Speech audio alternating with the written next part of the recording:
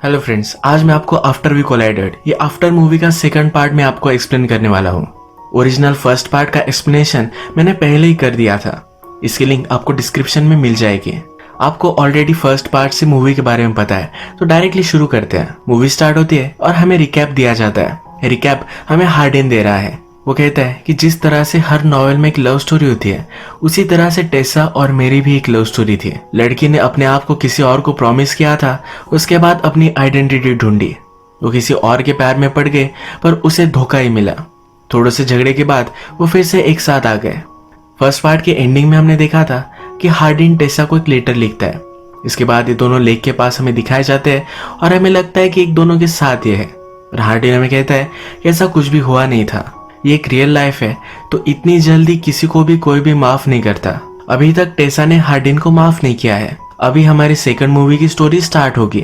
First scene में हम देखते हैं कि हार्डिन टेसा को कॉल करने की कोशिश करता है। टेसा को हार्डिन की वजह से एक अच्छे से पब्लिशिंग हाउस में पेड इंटर्नशिप मिली है। वो अपने जॉब को सीरियसली लेती है और आज उसका फर्स्ट दिन है। वो अभी उसे इग्नोर करती है, पर वैसे भी उसे इग्नोर कर ही रही थी। वो लिफ्ट के पास पहुंचती है तो लिफ्ट उसकी मिस हो जाती है। लिफ्ट के अंदर ट्रेवर था। ट्रेवर हमारा और एक मेन कैरेक्टर है। टेसा को लगता है कि ट्रेवर ने जानबूझकर उसके लिए लिफ्ट नहीं रोकी।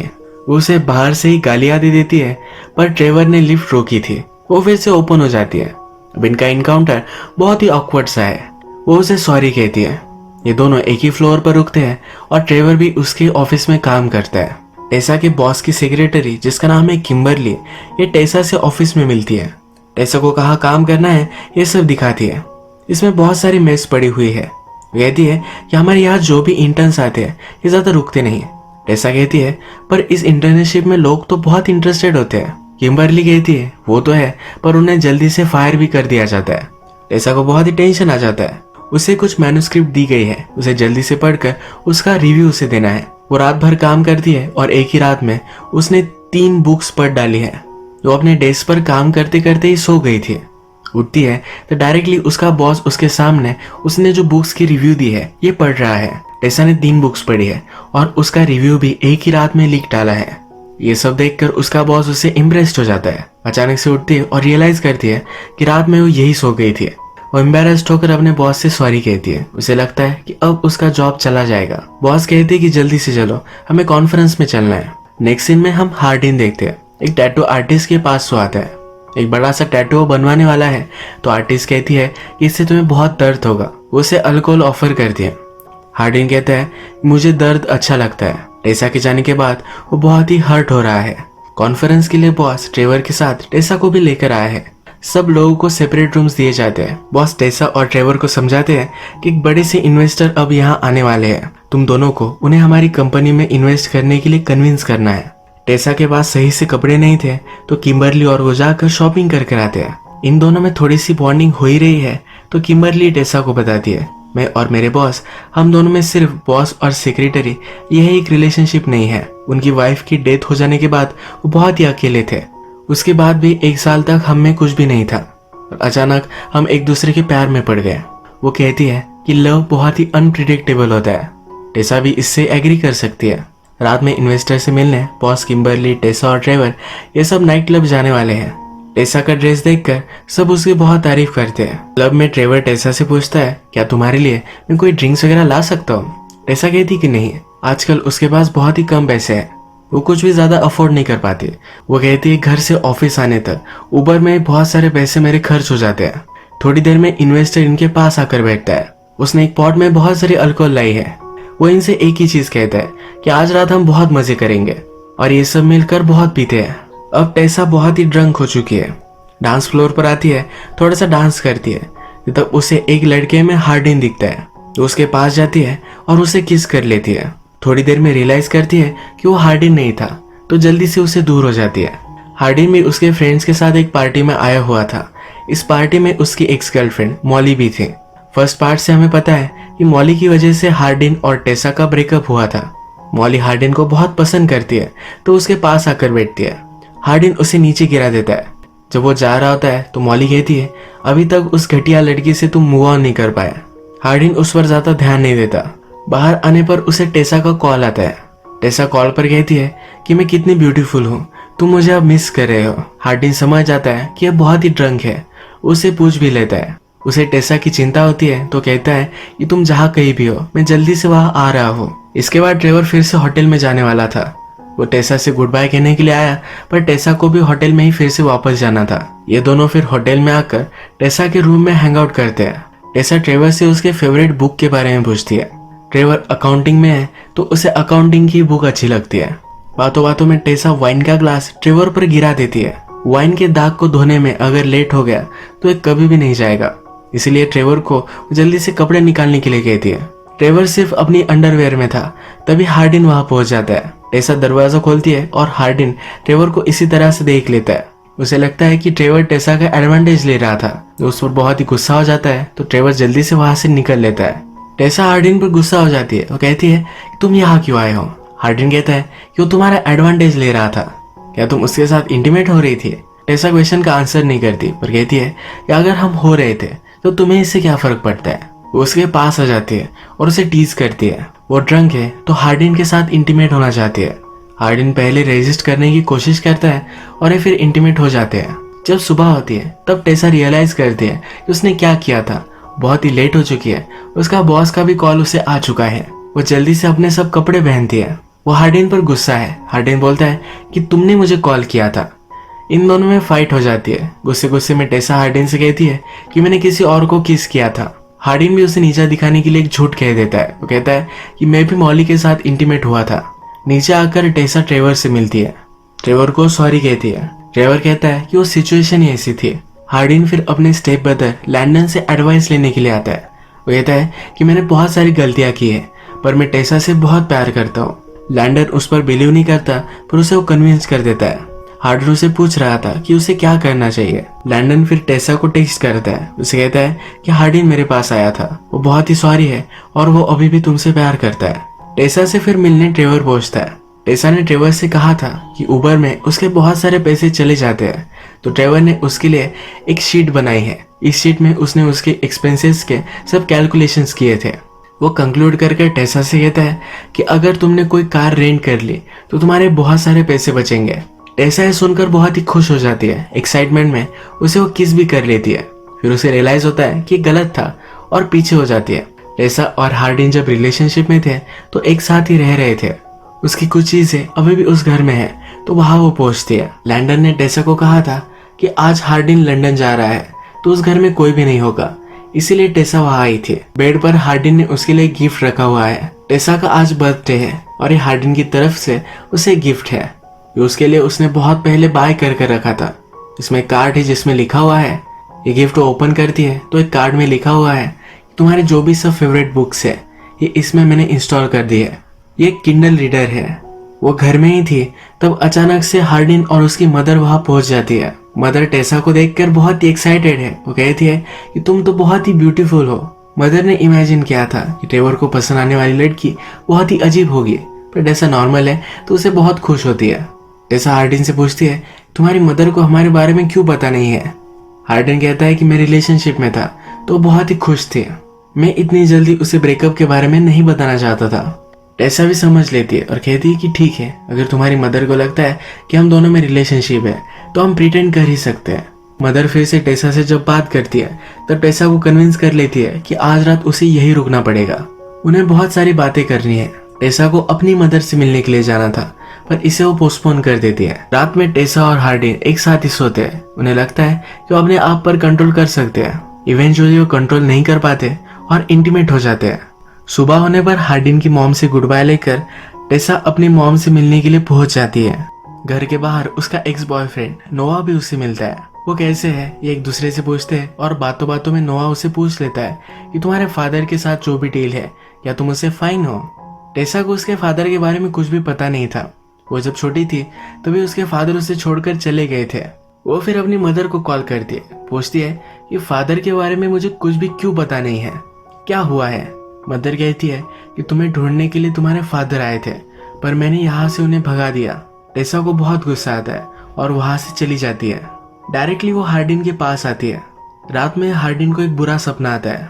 प्रीवियस पार्ट से हमें मालूम है कि हार्डिन के फादर एक ड्रंक थे। उन्होंने गैंग से बहुत सारे पैसे लिए थे। एक दिन जब वो पैसे लेने के लिए घर पर आए तब हार्डिन के मॉम से उन्होंने जबरदस्ती की। हार्डिन के मॉम के साथ जो भी गलत हो रहा था ये सब छोटे हार्डिन ने देख लिया था। उसके बाद हमेशा उसे नाइटमेयर्स आते हैं, उसकी हालत खराब हो जाती है। टेसा रात में उसे सहारा देती है। सुबह होने के बाद हार्डिन की मदर और टेसा ये दोनों बात करते हैं। मदर कहती है कि जब हार्डिन तुमसे मिला तब उसे नाइटमेयर्स आना बंद हो चुका था। मदर ने फिगर आउट कर लिया है कि हार्डिन और टेसा के बीच में कुछ तो गलत हो चुका है। टेसा भी एग्री करती है, कहती है कि उसने मुझे बहुत बड़ा झूठ बोला था, उसे वो हर्ट हो चुकी थी। जब हार्डिन उठता है तो टेसा के पास आता है, उसे एक कार्ड देता है। इस कार्ड में लिखा हुआ है कि तुम्हारा परफेक्ट है। टेसा पूछती है कि ये क्या है। लास्ट टाइम मैं खुद गिफ्ट नहीं दे पाया था, तो एक गिफ्ट मैं तुम्हें तुम्हारे बर्थडे के लिए देना चाहता हूँ। एक ऐसा डे होगा जहाँ पर टेसा जो भी हार्डिन से कहेगी वो सब उसे करना पड़ेगा। वो किसी भी चीज के लिए ना नहीं कर सकता। टेसा डायरेक्टली उसे आइस स्केटिंग के लिए लेकर आती है। हार्डिन को आइस स्केटिंग नहीं आती तो बहुत बार वो गिरता है। टेसा फिर उसे योगा करने के लिए लेकर आती है। योगा करते करते ही ये दोनों टर्न ऑन हो जाते हैं, घर आकर इंटीमेट होते हैं। अचानक से टेसा को ऑफिस से कॉल आता है। ये कॉल किम्बरली का है। किम्बरली और बॉस को कुछ काम से बाहर जाना पड़ेगा। बॉस को एक छोटा सा सन है तो इसकी जिम्मेदारी वो टेसा को देकर वहां से चली जाती है। इस छोटे बच्चे पर हार्डिन नजर रखता है और बातों बातों में बच्चा हार्डिन से गालियां सीख जाता है। रात में किम्बरली बॉस के बेटे को ले जाती है। वो जाते जाते हार्डिन से कहती है कि टेसा के साथ तुम जब होते हो तो तुम्हारा बेस्ट वर्जन होते हो। हार्डिन हंसता है और कहता है क्या ये इतना ऑब्वियस है, अब क्रिसमस आने वाला है। तो हार्डिन टेसा को एक ब्यूटीफुल नेकलेस गिफ्ट करता है। टेसा कहती है कि मुझे नहीं लगा था कि हम क्रिसमस में एक साथ होंगे। उसने उसके लिए कुछ भी नहीं लाया है। हार्डिन कहता है कि मुझे सिर्फ एक चांस दो, हम फिर से सही से सब कुछ कर सकते हैं। टेसा भी इसके लिए मान जाती है। इसके बाद ये दोनों ऑफिस में ही इंटीमेट हो जाते हैं। नेक्स्ट सीन में हम देखते हैं कि हार्डिन के फादर ने एक पार्टी रखी है। इस पार्टी में हार्डिन की मदर को भी वो इनवाइट करते हैं। हार्डिन पहले ही अपने फादर को हेट करता है। पार्टी में उसके फादर ब्रैगिंग करने लग जाते हैं। उनकी लाइफ वो सही से जी रहे हैं, पर हार्डिन को लगता है उसकी मदर सही से नहीं जी पाती। वो उन पर गुस्सा है तो फादर उसे एक दूसरे कमरे में लेकर जाते हैं। हार्डिन कहता है कि बहुत सारी चीजें अब तुमने सही कर ली है, पर फिर भी मदर से तुमने अपोलोजाइज नहीं किया है। उस रात जो भी हुआ उसके बाद तुम्हें मदर के साथ रहना चाहिए था, उसका ऑपोजिट तुमने किया और हमारी लाइफ से तुम चले गए। गुस्से में अपने फादर को भी पंच कर देता है। हार्डिन को ऐसा नहीं करना चाहिए था तो मदर इस पर बहुत गुस्सा होती है। वो अब यहाँ से जा रही है। वो कहती है कि जिस तरह से तुम एंगर में रहते हो, सब बैड डिसीजंस लेते हो, ऐसा ही अगर करते रहे तो सिर्फ अपनी ही नहीं तो टेसा की भी लाइफ बर्बाद कर दोगे।